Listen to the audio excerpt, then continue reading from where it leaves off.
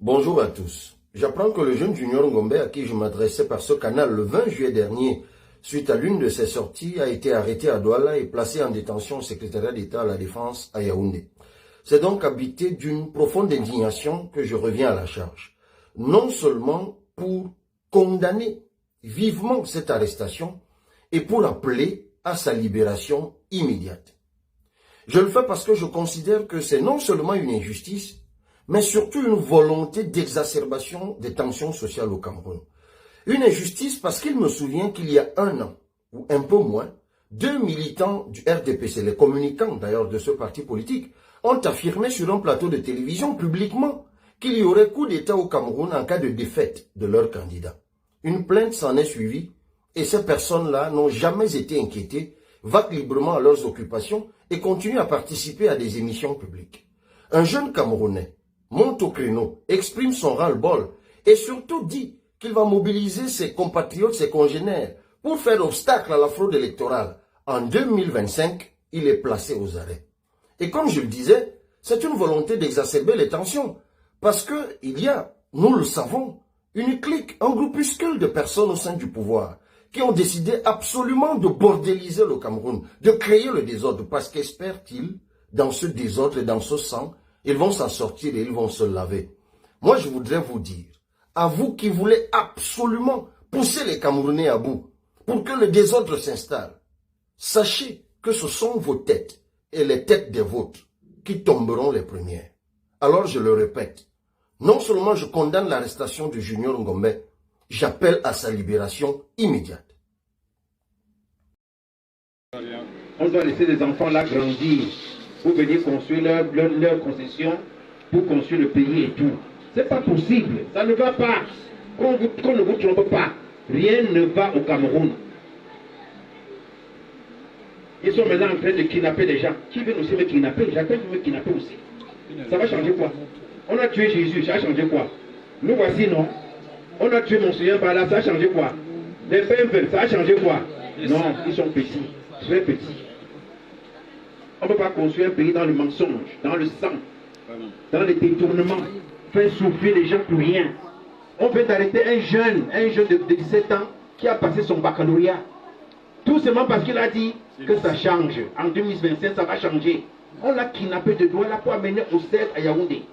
Et Dieu sait ce qu'on est en train de faire sur lui maintenant. Sa mère a pleuré, ses amis ont pleuré. Dans tout le monde entier, on pleure ce garçon.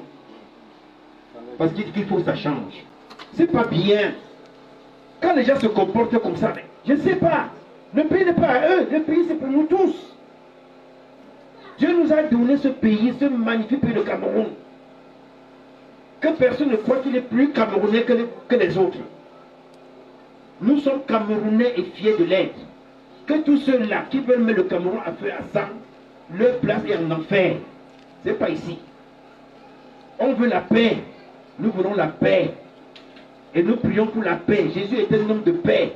Il est venu au monde donner la paix.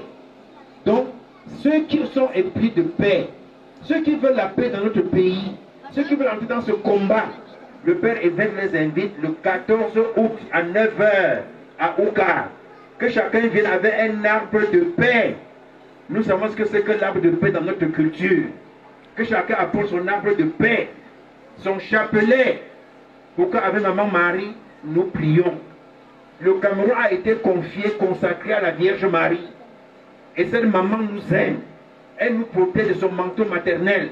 Elle ne permettra pas que les choses mauvaises arrivent. Donc mettons-nous ensemble le 14 août. Soyons à Ouka. Vous allez même voir votre argent, ce que vous cotisez tous les jours pour la cathédrale. Vous allez voir à quoi ça a servi.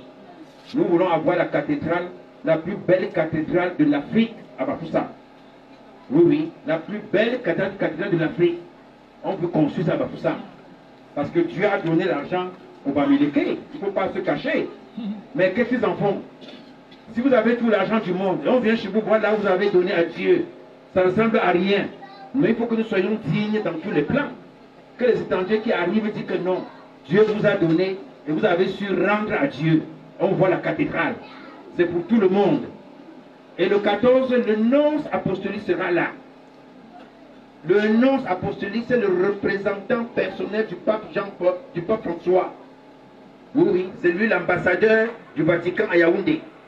Donc il sera là avec nous pour prier pour la paix. Une fois de plus, rien n'arrivera au Cameroun.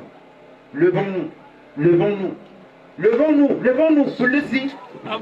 Nous allons écraser le mal qui est en train de miner le Cameroun. Écrasons avec les pieds. Allez,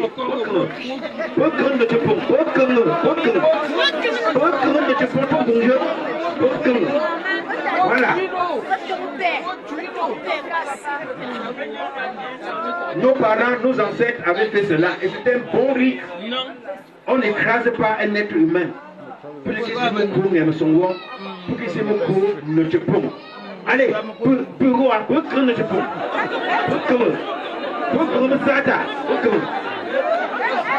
très bien.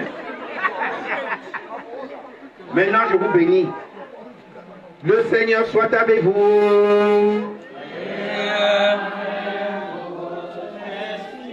Et que Dieu Tout-Puissant vous bénisse, le Père, le Fils et le Saint-Esprit. Allez dans la paix du Christ. Il prépare la pendaison et le procès de Paul Biya. Oh là là. Mais je le dis au président avant, je suis le griot du président.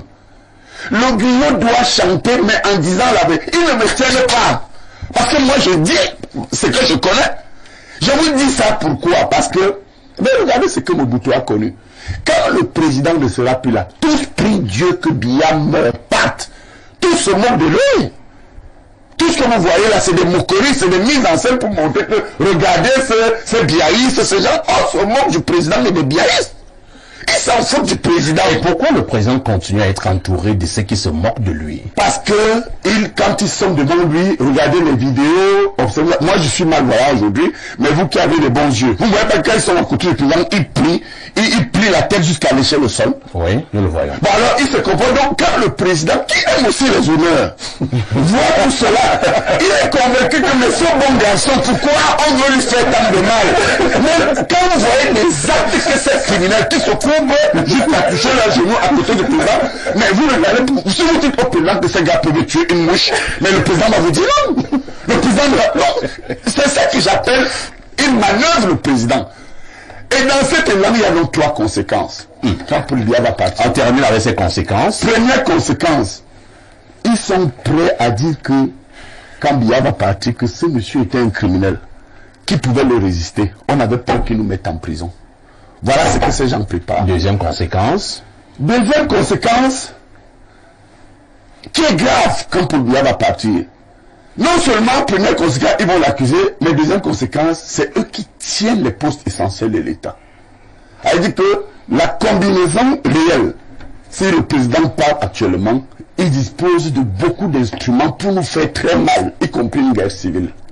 Prenez-en conscience. Moi, je n'aime pas les petits débats où on a... Je peux faire un débat intellectuel, mais je parle pour la société. Troisième conséquence, ils sont conscients que pour se maintenir au pouvoir, et je le dis dans mon livre, le président a procédé à des manœuvres communautaristes complexes. J'illustre. Mais les alliés du président dans le Grand Nord, Belbouba et Magari ne sont pas du RDPC. Issa Chourouma n'est pas du RDPC. Anta Kazagé qui est mort et l'ONU ne sont pas du RDPC et Moustapha Amadou. Donc le Nord n'est plus là. Les nordistes ont une coopération de pouvoir avec le président. Mais vous ne voyez pas le danger. Ils attendent que le président parte. Si Paul Biya part, vous n'allez pas reconnaître le Grand Nord. Parce qu'ils sont fâchés. Parce qu'ils ne parlent pas, mais personne parmi eux, ces gars que moi je côtoie, c'est là mon séjour à Gala était bien, ils se disent les sons qui terminent. On a éliminé une bonne partie de nos élites en 1984. Aïdjo Sonko n'est pas rentré, laissons que Biya parte. Certains vous disent même en privé que les gens du Sud prient Dieu, qu'on garde le plus longtemps vivant Paul Biya. Parce qu'après lui, ils vont voir de quel bon se chauffe. Et puis, donc, dans ces mêmes conséquences, il y a une revanche ou bien une vengeance qui se fait. Une vengeance, un mécontentement réel, parce que ceux qui ont le plus volé, qui ont foutu la merde partout, ce sont les ressortissants malheureusement du Grand Sud. Et dans le dernier élément que je vous évoque, communautariste, parce que je vous demande dans ce troisième et dernier élément de la paix Biya, que le Cameroun va imploser. Aujourd'hui, les Bamileke ne sont plus avec nous.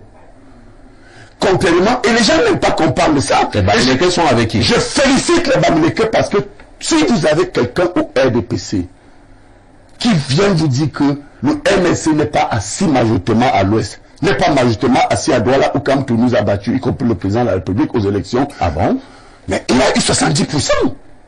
Dans les 15% du centre sud, vous invitez parfois des gens qui font du bavardage inutile. Moi, je vous parle de choses où le gars qui est à Nubel, le gars qui est à Mora, le gars qui est à Maroua, il comprend ce que je dis. Je vous dis que à Douala, quand tu as eu 70%, là c'est 15%. Quand tu as battu le président en Koussamba, et quand tu as bien battu le président dans les 7 départements du Grand Ouest. Et dans ce Grand Ouest, personne ne peut vous dire ça, pas me Sanganyamding sur un plateau. L'autre côté du Nil est ancré dans le communautarisme avec l'UDC. Merci beaucoup. Donc vous voyez donc quand vous faites dans le ratio, on va la comprendre, professeur. Vous m'empêchez de chuter. Je vous achète vraiment. Si vous voulez, je mettrai des contraintes de sanctions. Vous avez les contraintes de temps, mais les téléspectateurs, c'est légal. Allons-y. Ou c'est vous, ou c'est eux. Qu'est-ce que vous voulez, la force de votre chaîne de gérer?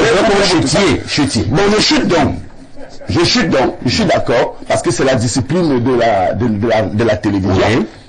Il faut donc comprendre que, quand vous observez bien, sur 10 régions, 10, il y a à peine 3 qui sont encore avec le président, avec identité RDPC. C'est ce que je voulais tout simplement vous dire. Beaucoup. Parce que les communautés ont implosé, et les gens ont amené le président Paul Biya à donner finalement, à avoir l'impression que nous sommes dans un pays où les bandits qui occupent les fonctions de pouvoir et de décision ont implosé le pays avec leur petit réseau. Merci beaucoup, professeur Pascal Mesanga Nyamding.